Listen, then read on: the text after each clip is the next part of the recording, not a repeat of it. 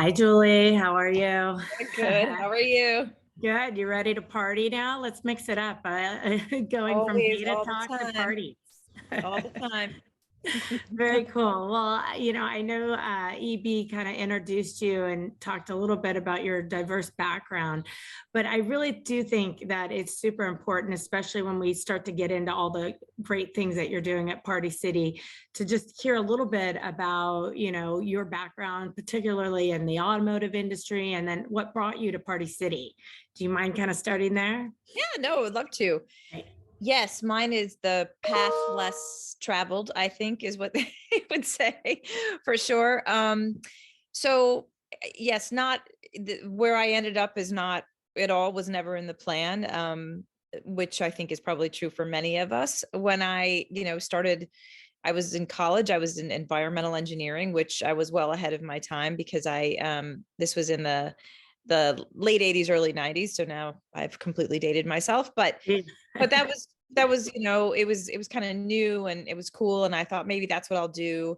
And then I had some work experience co-oping, and I was like, I like it, but I'm kind of bored by this, but I kind of like the business aspect, so I'll go to business school. So I went to Chicago, and I thought, oh, I'll be a finance major because I'm an engineer, I'm good with numbers, this will be great. Hated that. Ended up in strategy and negotiations and marketing, and left there and went to Ford Motor Company. I did a stint at American Airlines briefly, but was at then Ford Motor Company for 7 years in all kinds of different positions.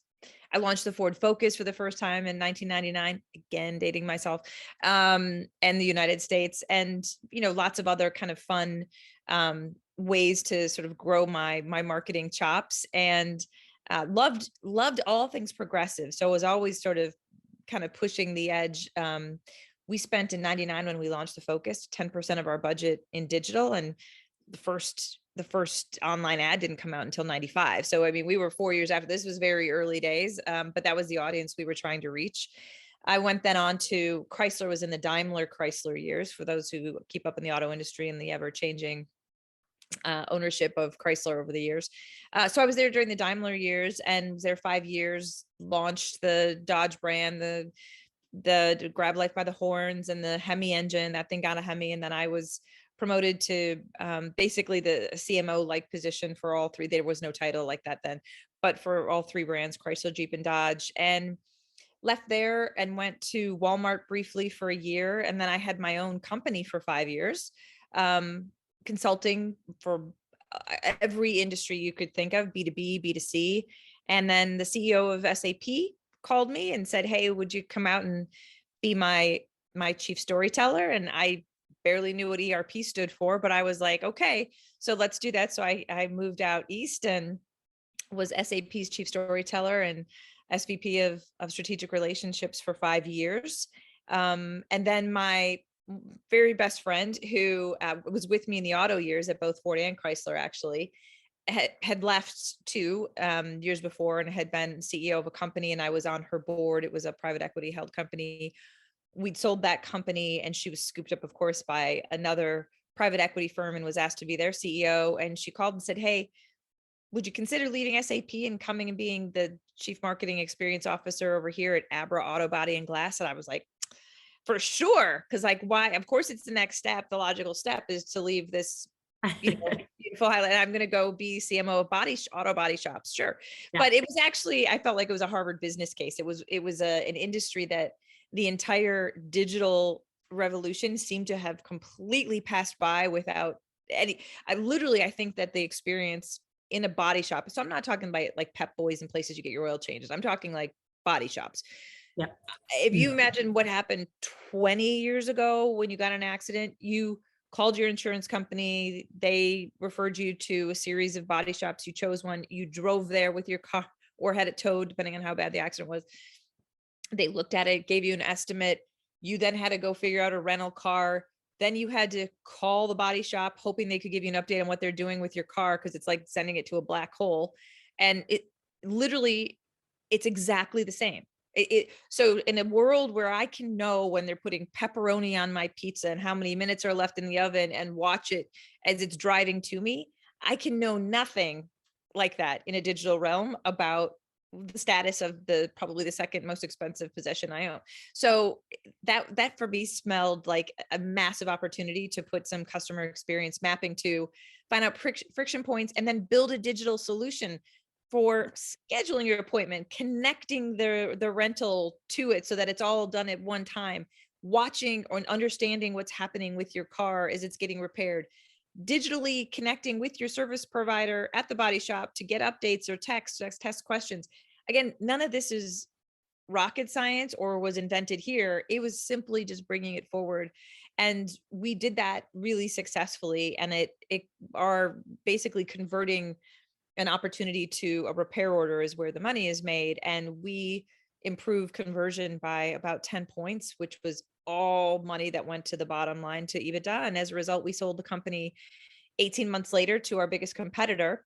And I took the buyout and I was like, great, let's take a few months off. This is fun. We went to dinner with the board and everybody to celebrate the sale. And one of our board members there, who was an independent board member, pulled me aside and asked if I would consider going back to a public company. And I was like, I don't know, this private thing is pretty great. And he's like, well, I'm chairman of several companies, including Party City. Would you consider it? So that's how I got here. It wasn't, they were doing a big shift. He told me that they were looking for a new CEO, and I was gonna, I obviously wouldn't take a job until the new CEO was on, because that's who you work for. So Brad showed up in August of 19. I think we had dinner 10 days later. It hit it off, talked about what chief experience officers did, kind of talked through what was the opportunity at Party City. I heard his vision for what he wanted to do with the company, which is very relevant to this conversation. Basically two things, which is basically truly vertically integrating the company. We manufacture about 80% of what we sell, and we wholesale product as well. So 40 to 50% of what you buy in other party aisles at other retailers is probably made by us. And then of course we have all of our retail stores. So most people don't know that, but the vertical integration of that to unlock the potential is a massive opportunity. And the second was to move us off of just being the seller of party goods to the provider of the entire party experience.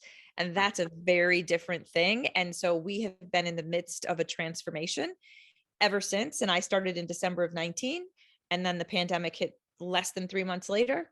Party and pandemic, not terribly synonymous, but we charged forward. The entire executive leadership team is pretty much 100% brand new. And we were committed to this vision, and we charged ahead despite the pandemic. And 2 years, I just hit 2-year anniversary, and it seems like some days it seems like yesterday, and some days it feels like 10 years ago. But well, congratulations. I mean, that's a huge journey to get there. And then during a really significant time.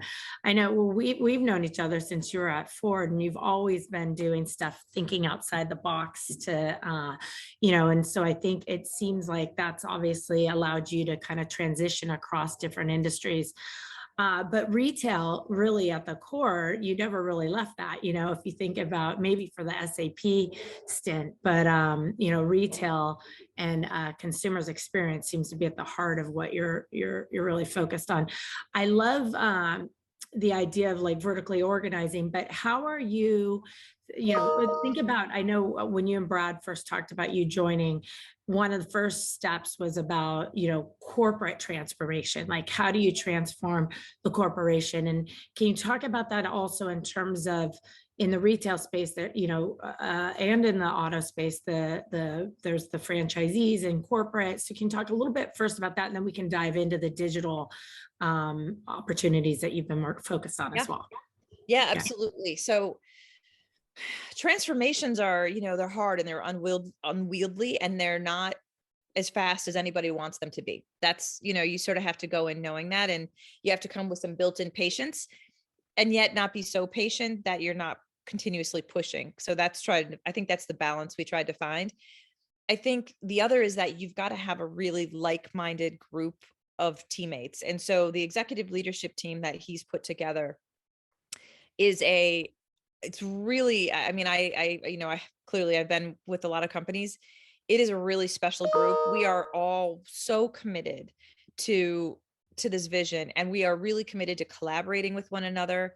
It's one of the most seamless beautiful cultures. And that I look, I say it every day. Culture eats strategy for lunch. Like, the job itself, there's many jobs that we could all do. Where we're going to be happiest and be most successful is really the variable is culture.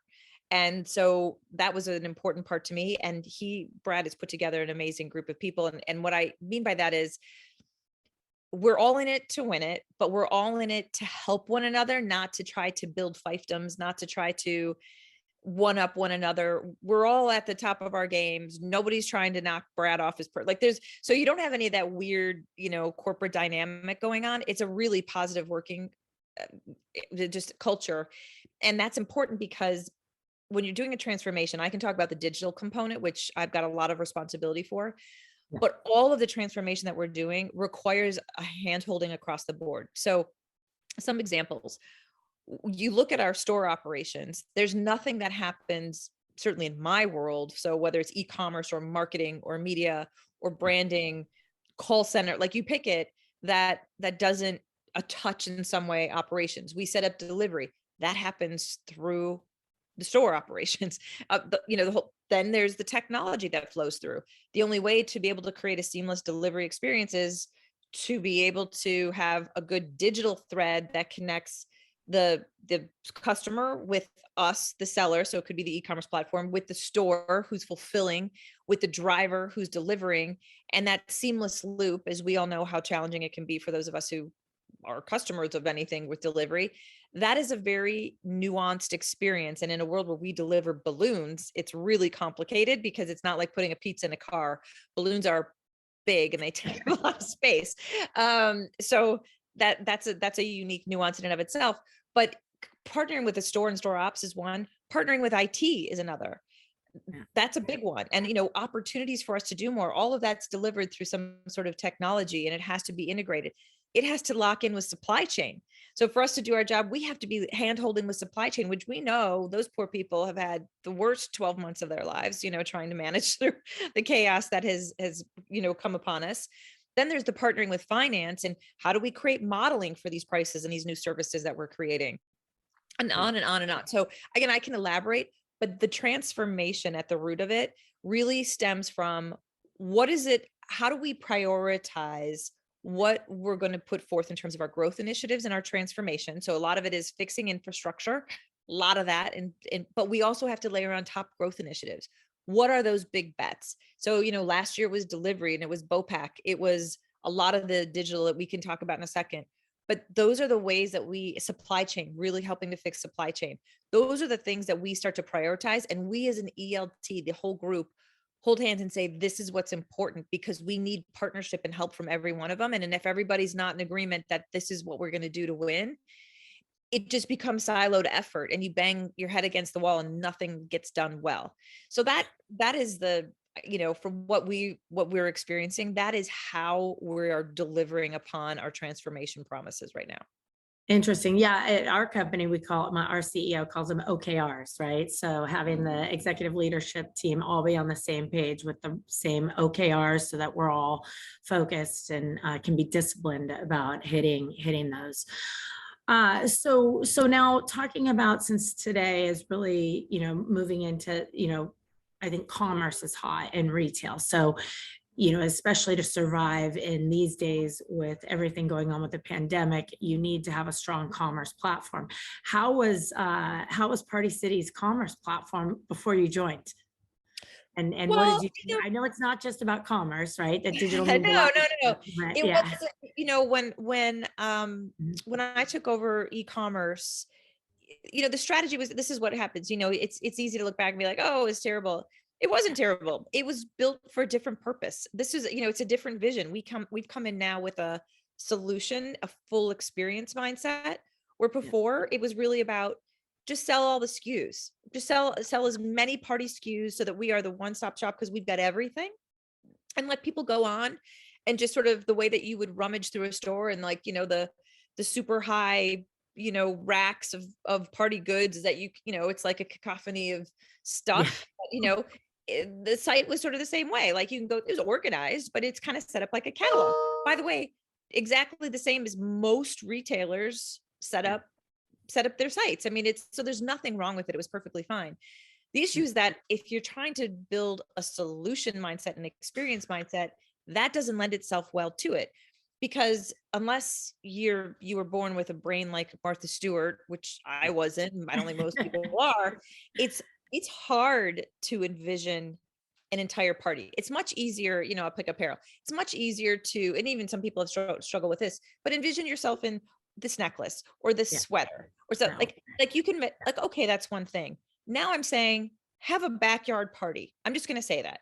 I promised you your vision of what that backyard party looks like. You're envisioning your backyard and all the things that's possible in your backyard. I'm envisioning mine. Everybody watching, I'm sure, is envisioning theirs. All the things that go into it. I'm sure if I asked you to create a laundry list, it would take you a while. And then you'd come back a few minutes later and be like, oh, wait, I forgot this. Oh, maybe we could have that. And then I could offer things. You'd be like, oh my God, that would be great. That's what I mean about the Martha Stewart mind. And I just use Martha because I just think about her as like, she seems so gifted in just being able to create, these creations, these rooms, these celebrations. But this is what we're trying to make easy so that you don't have to create your own laundry list and then shop SKU by SKU by SKU by SKU, and then hope that when it all gets delivered to you, that you put it out and it works. So we're creating visualization tools, digital tools that allow you to see it in multiple settings, add to it, do it by theme, by number of people, be able to switch out items and see it happen. So now you basically got sort of like an interior designer tool, the way that you could see a room. It's the sort of same thing, but for celebration. And we're doing that with balloons. Like you want to create a balloon bouquet. You come in now and you look at the wall of balloons and you try to pick, and all these, you don't know what they're going to look like until they're blown up and you've paid for it and it's done. What we're doing now is allowing you to see it and add to it and switch things out. So you can fully visualize it and see it and shop.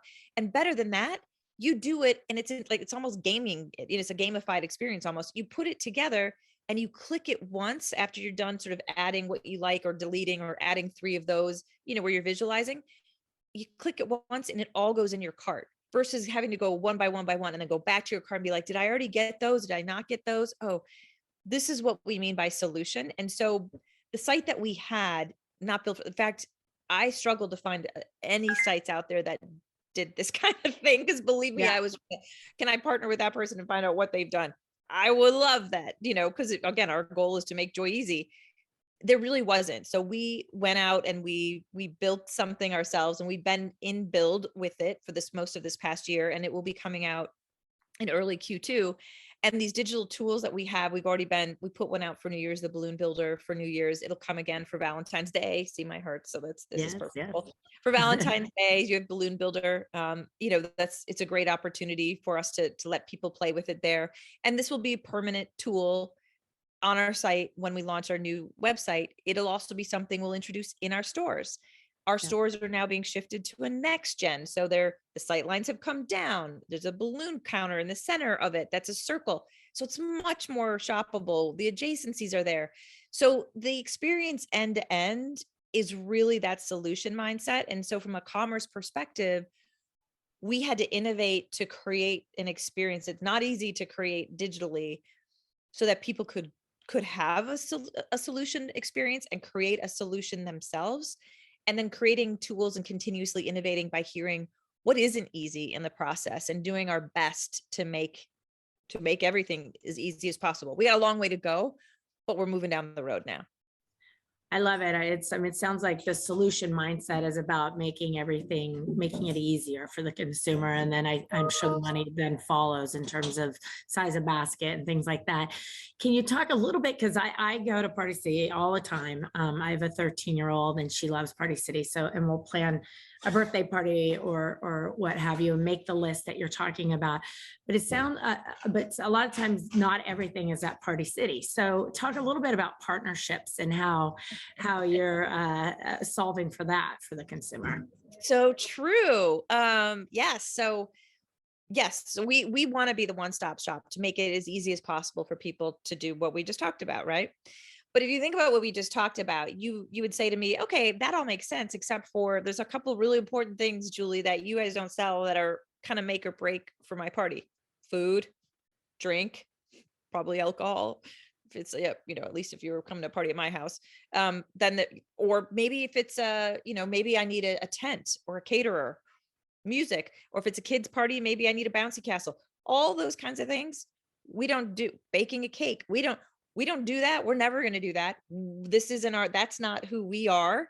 But we understand that that's part of the celebration experience, and that the celebration experience can take on a lot of definitions for a lot of people. I mean, you're seeing stuff. I think you and I had chatted once about, like, being able to rent a picnic on a beach, and they come and they set up a whole sort of picnic thing and heat lamps, and like all that kind of stuff is everywhere.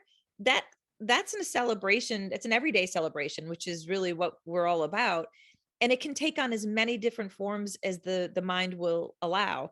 So the best way we can serve that to the customer to be one-stop shop is to A, have partnerships, and B, build a marketplace. So partnerships, we've been in work with Pinterest for a long time. So when people first get inspired, a lot of times it's, you're inspired by what you see every day. If you go to Pinterest, you see people who've put up images, maybe you've pinned them. Well, a lot of people would be like, wow, I see a party backyard setup there that I would love, or I see a balloon bouquet that my kid would love or my friend would love. And I want that, but I want that. And so what they do is they say, okay, I want that. And then they try to come over and recreate it. Well, wouldn't it be great if you could just say, click that, and it takes you to the site, and it's like, there it is all in your cart, that one. That's the kind of thing that we're trying to do from a partnership perspective. Then there's other partnerships like with Shutterfly, who we've been in conversations with, and we're talking about what can we do together, because they do great work of printing invitations, and they print on anything basically, is what I've learned. And so that's another great element to add. And then there's a building of a marketplace. So we're all familiar with marketplaces. Etsy is a great example of a marketplace. Amazon, as everybody understands, is sort of like the quintessential marketplace. But both of those are great examples of places that you can go. Well, Amazon to get anything, but Etsy to get really kind of artistic, curated, homegrown, localized product. But it's a marketplace. Etsy's not building or creating that stuff. They're creating a marketplace for individuals to come and show their goods and to sell their goods. In the same way, we see this as a massive opportunity to create a similar type of marketplace, but around the celebrations industry, where anybody can come, especially on a localized level, where we can support local businesses, be of the community, and be able to give local flavor and flares to people who want to have a party that expresses that in some way. So, let's say we go to Vegas, and in Vegas, there's big convention like parties or corporate like parties. There's also a lot of, just regular people that live there who want to have a regular individual family party. And so being able to invite different vendors and providers of goods to come in, even in things that we do, by the way. So even in like balloons, we offer balloons. We do basic decorating of balloons. Like we'll do an arch, we'll do a garland, but there are balloon artists out there who do amazing, like they're really artists. They do amazing balloon sculptures and balloon installations. We want them to come on and be able to sell what they do and be able to have people add that. So that's the notion of where we're going. Again, we're not there today, but that's part of our roadmap that we're down the road on and have embarked on this year already. Love it. I love it. I mean, it's so cool to think about, with where all the options that you have at your fingertips with Party City, with all the at the foundation of these ideas. So talk a little bit about social. You talked about Pinterest and stuff, but and influencers and the importance of influencers and how you're embracing social media to extend your retail experience or drive more sales. Yeah, I can't begin to overstate, how important the value of influencers and social is to this business. So again, you and I have been doing this a long time, right? So, and I've been doing this a long time. And social, social it wasn't there it wasn't there in the beginning when I started, but it certainly has always been a part of the companies that I've worked for. Never more important than it is here. Influencers, again, always had some sort of role, never more important than here. Because when you think about celebration, it is very pop culture oriented. What you do, it's so whether you're a mom of kids and you're thinking more juvenile types of things, you think it is a keeping up. It's like, how could I give my Susie a party that's any less spectacular than Johnny's mom down the road gave to him for his, there's that component. And so there's a little bit of a social moray and a kind of a pop culture, what's the coolest thing to do. Um, then of course there's, the idea of, oh, well, I've got to, I really need to have a party that exemplifies who I am personally. So, but I want to emulate the coolest, I want to emulate this cool TikTok person, because if I'm seen doing something like this, I'm sort of, people will see me as, future and trend setting. And that's what I want to be. And look, I mean, look, you have kids, I've got kids in their 20s. Like there's a constant watching TikTok and, oh my God, that influencer, they set the trend. And so if we can work with them to be able to say, how would you express a celebration? What does your celebration look like? And we can help them put it together. It helps other people create that vision for themselves. So it is a really important form of our marketing. It's also a great insight for our research and our development of the products, because again, we make a lot of our products for the products that we create. So a really, really, really key part. And social is how anybody with anything that's social, which is celebration by definition is, create the enthusiasm and the afterglow from. Yeah, yeah, very cool. Well, now, so as you're, just given where the view I'm coming from, Ampersand, and us being focused in the media space, and particularly having a lot of access to data and insights from the largest TV data set. Yeah. As you're talking about all this stuff, I'm thinking about all the great data that comes from a lot of this digital infrastructure that you're putting together. Can you talk a little bit about how you organize the data, your CRM? A lot of brands, and just so you know, a lot of brands that we talk to are struggling with this, right? Because you first got to get your CRM in place before you can even do anything with it. And I know you've gone through this process. So if you could talk a little bit about that, that'd be awesome. Yeah. Did I mention we're going through a transformation? So that's all things infrastructure, right? And CRM is a big part of it. We were not set up with the proper CRM infrastructure from a technology and a data lake perspective. So none of that was really where it needs to be to get us where we want to be from a CRM perspective. Because again, there's two parts I would say lay out for that. So one is we need to be the celebrations expert. It's a much smaller pond than lots of other retailers. We just saw the gentleman from J&J. That's a much bigger pond. The celebrations industry is a smaller pond. It's still a good sized pond, but it's a smaller pond. And so we need to be the data experts with the insights that we glean from how people shop and what they want and what's on trend, all those things that we just discussed, right? But we have to have a place where we can store and mine it and continuously grow it and extrapolate from it, and then provide it to our B2B side of our house. So when we work with our wholesalers, when we're actually working with a lot of businesses as well. So I'll share that in a second, where we're kind of combining the retail and the wholesale concept. But all of those insights allow us to make everybody's, whether they're a B2B, whether they're a business, or whether our consumers, better. It just improves the product. It improves the experience the whole way. But you have to have that CRM layer to be able to mine from and to develop it, to create a loyalty program from, to do anything, to layer any of those kinds of concepts without that proper infrastructure is just a recipe for disaster. So that is a big piece of, we've been also revamping our entire CRM infrastructure and have a couple more months left where we're still installing. It's been a long burn. None of these big software installations take a long time, as you know. Yeah. But the other is that, we are really focused this year, and thank God we started it early last year, on the first party data, right? So we know we've all entered into what's about to be a full on cookieless world. And so first party data has never been more important. And that's important to us, clearly. So what we're trying to do with the CRM platform is also to set it up to allow us to generate that proper first party data. Again, so one, we aren't dependent, because we're not going to have that luxury or leverage anymore on third party data. But also, it's just the right thing to do for business, because we're in the celebrations industry. It is very personal. It isn't generic. You're 9-year-old's birthday and what they like. And then knowing that if your 9-year-old had a birthday on this day last year, they're going to have a birthday this day next year, Yeah. and kind of knowing what themes they had and trying to offer solutions and suggestions. It's all very personalized. And so without first party data, that becomes, that becomes more of a shot in the dark.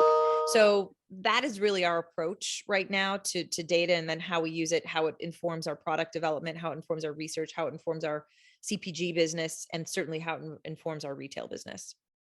Well, I find it fascinating too, because the direction you're going with your retail business is, I'm sorry, with the data set is more around leveraging it for partnerships versus a lot of the retailers, especially, we just heard Kroger talking with Bear and J&J, and Kroger being a retailer, they're using their data to partner with their CPG partners. And when I asked you that, you said, well, I am my own CPG, right? 85% of your materials are manufactured by Party City. So I guess talk a little bit about, how you think about the data and using that through your partnerships, and to partner in a better way. You touched on it a little bit, but just. Yeah. It's like, so you can pick, I mean, there's a couple of great, so you pick either the two I gave you, Pinterest or Shutterfly. With Pinterest, they don't sell anything, but they'd like to be able to get some credit for creating a lot of awareness for other people's products, which they should. So there's a great cross pollination there of what they know about the customer that comes to, or the visitor that comes to, the enthusiast that comes to Pinterest, and what they do and what they like. And when we can narrow it down to the celebrations categories, which, are varied, that insight that they have is really helpful for us. And just the same as what we have, which is, here's how people are shopping. Here's the kinds of things that they're doing. Here's the kinds of celebrations they're putting together. We can cross pollinate to them, but it also creates a value for their customer, because now their customer gets something more than just getting inspired by a visual. They can actually bring that visual to life. And so that for me is the most obvious way. I think you look at any of these others, whether we're, in our conversations with Shutterfly that we're talking about, again, we're not in competition with each other. We've got no interest in going into their business, and I don't think they have any interest in going into ours. So yeah, we're circling a similar kind of experience. It's celebrations. Even if it's just sending out a holiday card, that's a celebration of sorts. What are we learning from that? How can you plus that up? How can we leverage that with one another? So certainly creating your ecosystem is essential, especially coming into this first party data world.